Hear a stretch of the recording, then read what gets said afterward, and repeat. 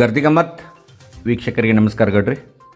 Gardigammat page follower ಆಗಿರಿ, YouTube subscribe ಆಗಿರಿ, share ಮಾಡಿರಿ, ಲೈಕ್ ಮಾಡಿರಿ, ಕಮೆಂಟ್ ಮಾಡಿರಿ.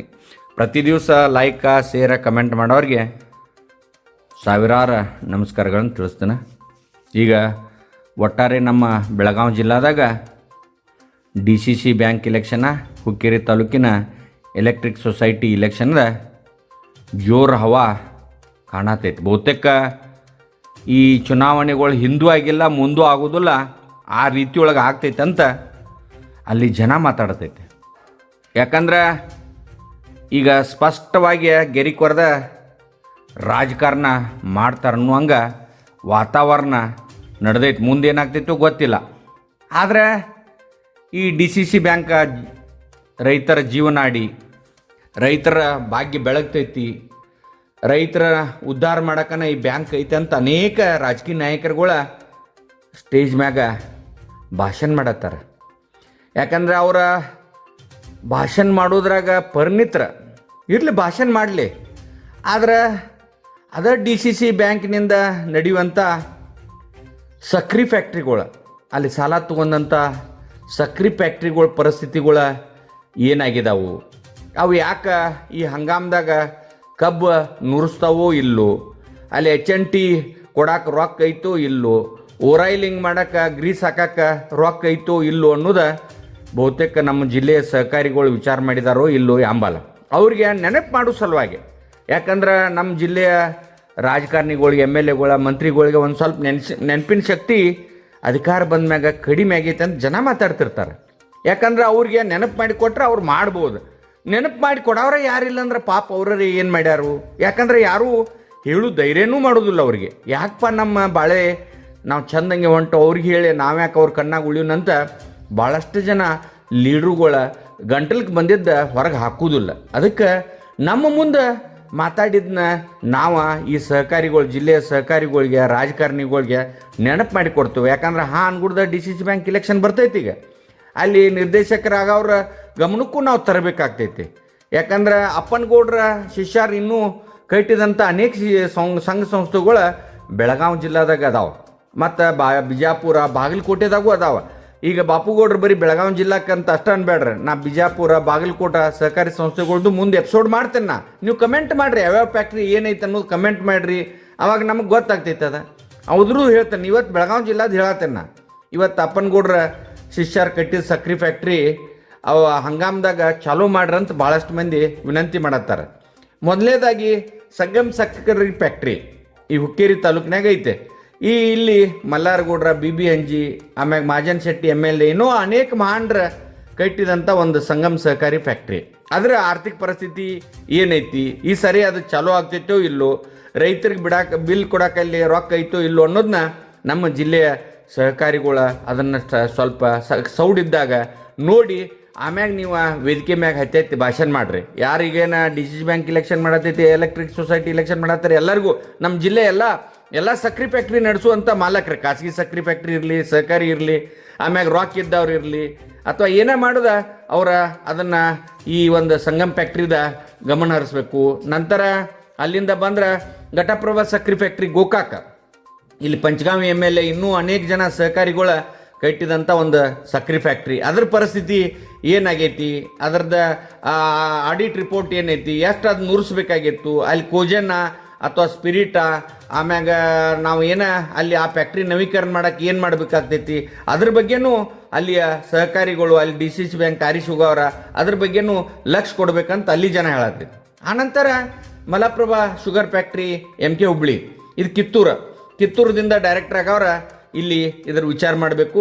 ಯಾಕಂದ್ರೆ ಮಲ್ಲಪ್ಪ ಹೊಸಮನಿ, ಸಾನಿಕೊಪ್ಪ MLA ಅವರ ಇನ್ನೂ ಅನೇಕ ಸಹಕಾರಿಗಳು, ಅಪ್ಪನಗೌಡ್ರಂಥ ಶಿಷ್ಯರನ್ನ ಇವರು ಪ್ರಾಮಾಣಿಕವಾಗಿ ಸಂಸ್ಥೆಗಳು ಕಟ್ಟಿದ್ದಾರೆ MK ಹುಬ್ಳಿ. ಅದು ಈ ವರ್ಷ ಚಾಲೂ ಆಗ್ತಿತ್ತು ಇಲ್ಲೋ ಅನ್ನೋದನ್ನ ಅಲ್ಲಿ ಗಮನ ಹರಿಸಬೇಕು. ಅದು ಚಾಲೂ ಆಗಲಿಲ್ಲ ಅಂದ್ರೆ ಅದಕ್ಕೆ ಏನು ನಾವು ಪರ್ಯಾಯವಾಗಿ DCC ಬ್ಯಾಂಕ್ನಿಂದ ಆಯ್ತು ಅಥವಾ ತಾವು ಬೆವರು ಸುರಿಸಿ ಗಳಿಸಿದಂಥ ದುಡ್ಡಿನಿಂದ ಆ ಫ್ಯಾಕ್ಟ್ರಿ ಚಾಲೂ ಮಾಡಿ ಆ ಭಾಗದ ರೈತರಿಗೆ ಅನುಕೂಲ ಆಗಬೇಕು. ಯಾಕಂದ್ರೆ ಎಲ್ಲ ಖಾಸಗಿ ಫ್ಯಾಕ್ಟ್ರಿ ಅವ್ರಿಗೆ ನೀವು ಕೊಡಾಕೈತ್ರಿ ಅಂದ್ರೆ ಈ ಸಹಕಾರಿ ಸಕ್ರೆ ಫ್ಯಾಕ್ಟ್ರಿ ಈ ವರ್ಷ ಬಾಗ್ಲ ಆಗ್ತಾವೆ ಇವೆಲ್ಲ. ಅದಕ್ಕಾಗಿ ತಾವು ತಪ್ಪು ತಿಳಿದನೆ ಈ ಒಂದು ಸಂಸ್ಥೆಗಳಿಗೆ ಇದು ಮಾಡಬೇಕು. ಇನ್ನು ಬೆಳಗಾವಿ ತಾಲೂಕಾಗ ಬಂದ್ರೆ ಇಲ್ಲಿ ಮಾರ್ಕಂಡೆ ಸಕ್ರೆ ಫ್ಯಾಕ್ಟ್ರಿ ಕಾಕ್ತಿ ಒಳಗೈತಿ, ಬೆಳಗಾವಿ ತಾಲೂಕು. ರಾಂಬಾಪು ಉದ್ದಾರರು ಅನೇಕ ತ್ರಾಸ ತೊಗೊಂಡು 20-25 ವರ್ಷದ ನಂತರ ಕಟ್ರೆ ಹೋದ ವರ್ಷ ಚಾಲೂನ ಆಗಲಿಲ್ಲ ಅದ್ರ ತ್ರಾಸುಗಳು ಏನೈತಿ ಇಲ್ಲಿ ಜಿಲ್ಲೆಯ ಸಹಕಾರಿಗಳನ್ನ ವಿಚಾರ ಮಾಡ್ಬೇಕು. ನಾನೊಂದು ವರ್ಷದ ಹಿಂದೆ ನಾನು ಒಂದು ಎಪಿಸೋಡ್ ಮಾಡೀನಿ, ಜಿಲ್ಲಾ ಸಹಕಾರಿ ಯೂನಿಯನ್ದವ್ರಿಗೆ ಆಯಾ ಫ್ಯಾಕ್ಟ್ರಿಗಳ್ದು ನೀವು ಮಾತಾಡ್ಬೇಕಂತ ಪತ್ರನೂ ಕೊಟ್ಟಿನಿ. ಯಾಕೋ ಜಿಲ್ಲಾ ಸಹಕಾರಿ ಯೂನಿಯನ್ದವ್ರ ಮರ್ತಕ್ಕಂತೈತೆ. ಅದಕ್ಕೆ ದಯಮಾಡಿ ಇವೆಲ್ಲ ಫ್ಯಾಕ್ಟ್ರಿಗಳ ಬಗ್ಗೆ ಕಾಳಜಿ ಮಾಡಬೇಕು. ಇನ್ನು ಈ ಸ್ವಲ್ಪ ದಿವಸದಿಂದ ಚಾಲೂ ಆದಂಥ ಸೋಮೇಶ್ವರ್ ಸಕ್ಕರೆ ಫ್ಯಾಕ್ಟ್ರಿ ಬೆಳವಡಿ ಹತ್ತಿರ ಐತಿ, ಬೈಲೊಂಗಲ್ ತಾಲೂಕು.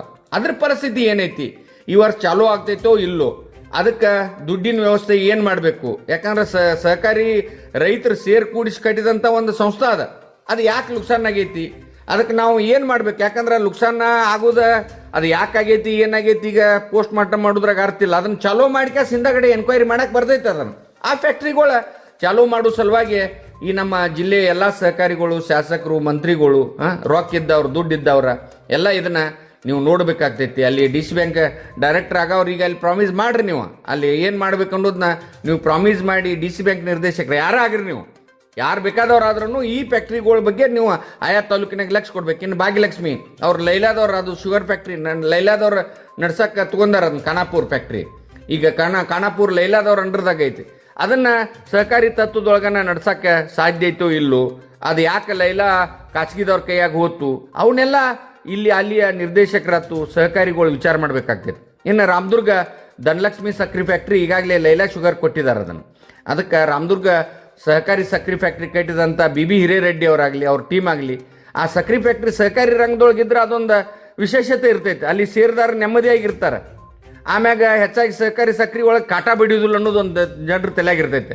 ಅದಕ್ಕೆ ಇವನ್ನೆಲ್ಲ ಫ್ಯಾಕ್ಟ್ರಿಗಳ ಅದನ್ನು ನೀವು ಒಂದು ಕಾಳಜಿ ಮಾಡಬೇಕು, ಚಿಂತನೆ ಮಾಡಬೇಕು. ಇದ್ರ ಬಗ್ಗೆನೂ ನೀವು ಈ ಭಾಷಣ ಮಾಡೋತ್ನಾಗ ಹೇಳ್ರಿ. ಈಗ ಡಿ.ಸಿ ಬ್ಯಾಂಕ್ ಏನೇನು ಎರಡೂ ಗುಂಪಿನವ್ರ ನೀವು ಮುಂದೆ ಯಾವ್ಯಾವ ಸಕ್ರೆ ಫ್ಯಾಕ್ಟ್ರಿ ಏನು ಮಾಡ್ತೀವಿ ಅನ್ನೋದು ಜನರಿಗೆ ಹೇಳ್ಬೇಕಾಗ್ತೈತಿ. ನೀವು ಬರೀ ಅಪ್ಪನಗೌಡ್ರ ಹೆಸರು ಮ್ಯಾಗನ ನೀವು ಭಾಷಣ ಮಾಡ್ಕೋತ ಹೋಗ್ಬೇಡ್ರಿ. ಈಗ ಒಂದು ಸಣ್ಣ ಉದಾಹರಣೆ, ಈಗ ಮಾಜಿ ಸಂಸದ ಅಣ್ಣಾ ಸಾಹೇಬ್ ಜೊಲ್ಲೆ ಅವರ ಹೀರಾ ಶುಗರ್ ಫ್ಯಾಕ್ಟ್ರಿಗೆ ಅವ್ರು ತಮ್ಮ ಬ್ಯಾಂಕ್ನಿಂದ ತಂದು ರೊಕ್ಕ ಕೊಟ್ಟರು. ನಿಪಾನಿ ಶುಗರ್ ಫ್ಯಾಕ್ಟ್ರಿ ಮಾಡತ್ತಾರೆ, ಈಗ ಮಾಡೆಲ್ ಆಗಿ ಮಾಡತ್ತಾರ ಅವರು. ಅಣ್ಣಾ ಸಾಹೇಬ್ ಜೊಲ್ಲೆ ಅವ್ರು ಮಾಡಿದ್ದ ನಮ್ಮ ಜಿಲ್ಲೆಯ ರಾಜಕಾರಣಿಗಳು ಮಾಡಕ್ಕೆ ಯಾಕೆ ಆಗೋದಿಲ್ಲ. ಯಾಕಂದ್ರೆ ಈಗ ನೋಡ್ರಿ ನೀವು, ಯಾಕಂದ್ರೆ ರೈತರ ಶಾಪ ಎಷ್ಟು ಕೆಟ್ಟ ಹತ್ತೈತೆ ಅನ್ನೋದಕ್ಕೆ ಒಂದು ನಮ್ಮ ಜಿಲ್ಲಾದಾಗ ಒಂದು 7-8 ವರ್ಷದಿಂದ 10-18 ಫ್ಯಾಕ್ಟ್ರಿ ತೊಗೊಂಡ್ರು, ಬೇರೆ ದೇಶದಾಗ ತೊಗೊಂಡ್ರು ಅವ್ರು. ಆದ್ರೆ ರೈತರಿಗೆ ಮೋಸ ಮಾಡಿದ್ದಕ್ಕೆ ಅವ್ರ ಪರಿಸ್ಥಿತಿ ಇವತ್ತು ಏನಾಗೈತೆ ಅಂತ ಅವ್ರ ಹೆಸರು ಹೇಳೋದು ಬೇಡ, ಅವ್ರಿಗೆ ಮಾನಸಿಕ ಆಗ್ತೈತೆ. ನಿಮಗೆಲ್ಲ ಗೊತ್ತೈತೆ ಸಕ್ರೆ ಫ್ಯಾಕ್ಟ್ರಿ ಈ ಒಂದು ಚುನಾವಣೆ ಮಾಡೋರಿಗೆ ಸಹಕಾರಿಗಳಿಗೆ ಅವ್ರು 10-18 ಫ್ಯಾಕ್ಟ್ರಿ ತೊಗೊಂಡವ್ರ ಪರಿಸ್ಥಿತಿ ಎಲ್ಲಿ ಬಂತ. ನೀವೆಲ್ಲ ಮಾಡಿ ಈ ರೈತರಿಗೆ ಏನಾರೇ ಅನ್ಯಾಯ ಮೋಸ ಮಾಡಿರಿ ಅಂದ್ರೆ ನಿಮ್ಮ ಪರಿಸ್ಥಿತಿಗಳು ಹಂಗೆ ಆಗ್ಬೋದು ಅಂತ ಒಂದು ಕ್ಷಣ ವಿಚಾರ ಮಾಡ್ರಿ. ನೀವು ರೈತರಿಗೆ ತೊಂದರೆ ಮಾಡಕ್ಕೆ ಹೋಗ್ಬೇಡ್ರಿ. ಈಗ ಡಿ.ಸಿ.ಸಿ ಬ್ಯಾಂಕ್ ಆರಿಸಿ ಬರುವಾಗ ಈ ಫ್ಯಾಕ್ಟ್ರಿಗಳ ಚಾಲೂ ಮಾಡ್ರಿ. ಆರ್ಥಿಕ ಪರಿಸ್ಥಿತಿ ಸುಧಾರಿಸೋ ನಿಟ್ಟಿನೊಳಗೆ ಸಾಧ್ಯ ಆತಂದ್ರೆ ಡಿ.ಸಿ.ಸಿ ಬ್ಯಾಂಕ್ನಿಂದ ಕೊಡ್ರಿ, ಇಲ್ಲ ನೀವು ಬೆವರು ಸುರಿಸಿದ ರೊಕ್ಕ ಕೊಡ್ರಿ. ಎಲ್ಲರೂ ಸಾಲ ಮಾಡಿ ತಂದ ಈ ಒಂದು ಫ್ಯಾಕ್ಟ್ರಿಗಳು ಇನ್ನೂ ಒಂದು ತೊಡೆ ನಾನು ಮರ್ತಿರ್ಬೇಕು. ಬಿಜಾಪುರ ಜಿಲ್ಲಾದ್ದು ಆಗಲಿ, ಸಕ್ರೆ ಫ್ಯಾಕ್ಟ್ರಿ ಸೇರ್ದಾರಾಗ್ರಿ, ಇದಕ್ಕೆ ನಿಮ್ಮ ಕಮೆಂಟ್ಗಳು ಹಾಕೋತ ಬರ್ರಿ ನೀವು. ಯಾಕಂದ್ರೆ ಇವತ್ತು ಅಸ್ತಿತ್ವ ಪ್ರಶ್ನೆ ಅದಾವು ಸಕ್ರೆ ಫ್ಯಾಕ್ಟ್ರಿ.